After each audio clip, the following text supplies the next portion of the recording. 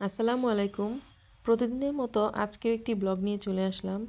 তো আজকে হচ্ছে আমি রান্না করব, মানে চিকেন রান্না করব। তো চিকেনটা আসলে অন্যভাবে রান্না করব। আর দেখা যায় কি চিকেন তো আসলে আমরা অনেকেই অনেকভাবে রান্না করি। আর আমি এখন হচ্ছে পেঁয়াজটা বেরেস্তা করব, বেরেস্তা করে তারপর হচ্ছে কাঠবাদাম ভিজিয়ে রাখছিলাম। তো ওটার সাথে আসলে মিক্সড করব আর কি, পরে ব্লেন্ড করব। তো আগে প্রথমে ভালো করে একটু বেরেস্তাটা করে নিব। আমি আসলে এটাতে পেঁয়াজ রসুন মানে মাংসতে যা যা দেওয়া লাগে তো ওটাই দিব। তার এই তো কাঠবাদাম যে ভিজিয়ে রাখছিলাম তো ওটা আর ছিলবো না, ছোলা সহই আর কি দিব এটা। তো বেরেস্তাটা করে তারপরে হচ্ছে এটার সাথে দিয়ে ব্লেন্ড করব। আর পরে হচ্ছে আমি মুরগিটা বসাবো এটা ব্লেন্ড করার পরে আর কি। তো যারা যারা আমার ভিডিওটা দেখে পাশে আছেন সবাইকে অসংখ্য অসংখ্য ধন্যবাদ। আর অবশ্যই আপনারা যখন ভিডিওটা দেখবেন লাইক দিয়ে দেখার চেষ্টা করবেন। রান্না করতে করতে আসলে আরেকটা জিনিস করা ভুলেই গেছি। তো সেটা হচ্ছে আমি মানে চুলায় কড়াইতে তেল দিয়েছি, তেল দিয়ে মশলাগুলো দিয়ে দিয়েছি। আর ভিডিওটা আসলে স্কিপ হয়ে গেছে। তো সবাই আর কি ক্ষমা দৃষ্টিতে দেখবেন। অনেক সময় আসলে হয় যে ভিডিও আসলে সব সময় তো আর মনেও থাকে না অনেক সময়। তো ভুল ত্রুটি আসলে মানুষেরই হয়। তো যাই হোক এই আমি আসলে মশলা টশলা মাংসতে যা যা দেওয়া হয় সব কিছুই দিয়েছি আর কি তেল দিয়ে। আর হচ্ছে ওটা ব্লেন্ড করে রেখেছিলাম পেঁয়াজ বেরেস্তা যেটা করেছিলাম, আর কাঠবাদাম দিয়েছিলাম। তো এটা দিয়ে দিব এখন। আর ভালো করে কষাতে হবে, ভালো করে কষানোর পরে যখন তেল তেল উঠে তারপরে একটু পানি দিয়ে আবার ওইটা ভালো করে ইয়ে করব। তারপরে আমি দিয়ে দিলাম বেরেস্তাটা যেটা ব্লেন্ড করে রেখেছিলাম। তো এটা দিয়েও আসলে ভালো করে কষাতে হবে। আসলে হয় কি দেখা যায় যার যার রান্না মানে এক একজনের রান্না আসলে এক একজনের মতো হয় আর কি।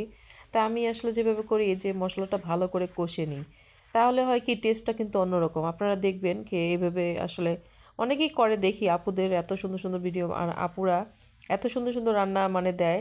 দেখে আসলে আমি ওনাদের কাছ থেকে অনেক কিছু শিখেছি। কারণ আমি যে জানি সব তা না কিন্তু। আর আপুদের ভিডিও দেখে দেখেও আমি অনেক কিছু মানে ট্রাই করার চেষ্টা করি। আর আপুদেরকে অসংখ্য অসংখ্য ধন্যবাদ। আপু আর ভাইয়ারা আর যারা বিদেশের মানে আমাদের দেশের বাইরে থাকে বিদেশে, তাদেরকেও অসংখ্য ধন্যবাদ যারা আমার ভিডিওতে সুন্দর সুন্দর কমেন্টস করেন। এই তো তারপরে হচ্ছে চিকেনটা একটু মশলাটা কষিয়ে চিকেন দিয়েছি, আর আমি হচ্ছে এটাতে টমেটো অ্যাড করেছি।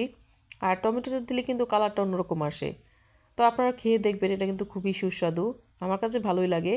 আর আমরা এটাতে বেশি ঝোল রাখিনি, তো অল্পই ঝোল দিয়েছি। এটা কষিয়ে তারপরে হচ্ছে আমি ঝোলটা মানে মাখা মাখা থাকবে। এটা রুটি পরোটা দিয়েও খাওয়া যায়, আর এটা মানে এমনিতেও ভাত দিয়েও খাওয়া যায়, তো খুবই ভালো লাগে। আসলে ব্রয়লার মুরগি আসলে ওরকম মানে এখন যে যে অবস্থা যে মানে বাজারে গেলে বোঝা যায় যে প্রত্যেকটা জিনিসের এত দাম।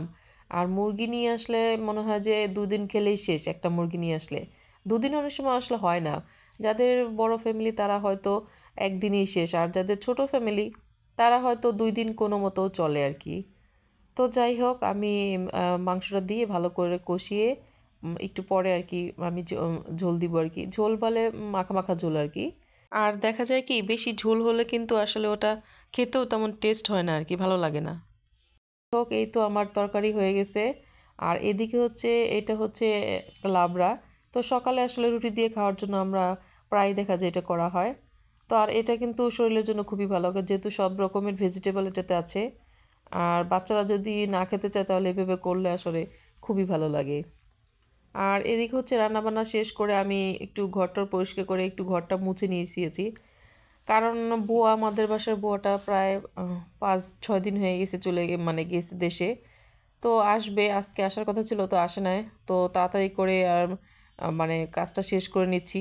আর ভিডিও তো আসলে আমার মোবাইল যেহেতু নিজে একটাই, এর জন্য আমি নিজে নিজে ধরে যখন করি হয়তো অনেক সময় মোবাইলটা নাড়াচাড়া করে। তো সবাই ক্ষমার দৃষ্টিতে দেখবেন। আর কাজটা শেষ করে তারপরে হচ্ছে আমি একটু বাইরে বলতে আসলে স্কুলে যাব। আর স্কুলে যাওয়ার আগে অনেকেরই তাড়া থাকে আসলে, দেখা যায় যে বাচ্চাদের নিয়ে রিক্সা পাওয়াটাও টাফ হয়ে যায়। এই জন্য তাড়াহুড়া করে সব কাজ শেষ করলাম আর কি। তো যাই হোক অনেক কথাই বললাম। সবাই আমাদের জন্য দোয়া করবেন। আর আপনারাও ভালো থাকবেন। আসলে এই সিজনটা কিন্তু বাচ্চাদের অনেক অসুখ বিসুখ হচ্ছে।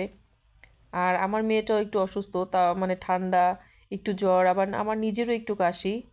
তো যাই হোক এভাবেই আর কি দিন চলবে আর কি। তো কাজ তো আসলে থেমে থাকলে হবে না, কাজ চালিয়ে যেতে হবে যত কষ্টই হোক না কেন। তো এই তো আমি সব গুছিয়ে নিয়েছি এখন। আসলে সব কাজ শেষ করে কোথাও গেলে না আসলে শান্তি লাগে অন্যরকম। তো যাই হোক সবাই ভালো থাকবেন, আজকে এই পর্যন্তই। আল্লাহ হাফেজ।